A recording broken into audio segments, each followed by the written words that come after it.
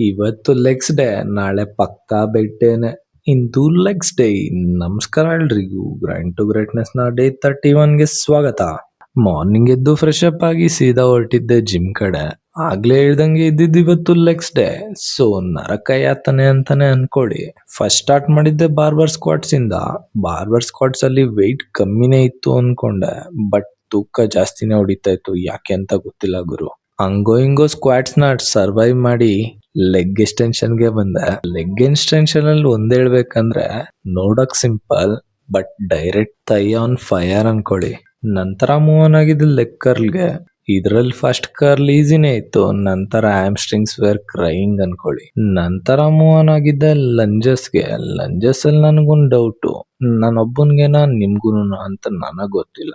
ನನ್ಗೆ ಯಾವ್ದೋ ಮಿಯೋನಿಯರ್ ಇಟ್ಕೊಂಡಿದೀನಿ ಅನ್ನೋ ಫೀಲಿಂಗ್ ಗುರು.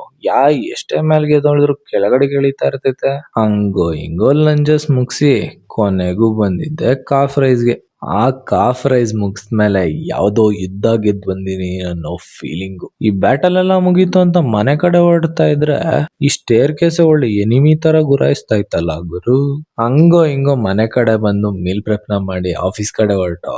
ಆಫೀಸಲ್ಲಿ ಗೊತ್ತಲ್ಲ ಚಿಕ್ಕ ಪುಟ್ಟ ಕೆಲ್ಸಗಳನ್ನೆಲ್ಲ ಮುಗಿಸಿ ನಂತರ ಮನೆ ಕಡೆ ಬಂದು ಆರಾಮಾಗಿ ಒಳ್ಳೆ ಊಟ ತಿಂದು ಇವತ್ತಿನ ಡೇನ ಎಂಡ್ ಮಾಡ್ದು. ಇವತ್ತಿಗಿಷ್ಟೇ, ಮತ್ತೆ ಸಿಗುವ, ಬಾಯ್.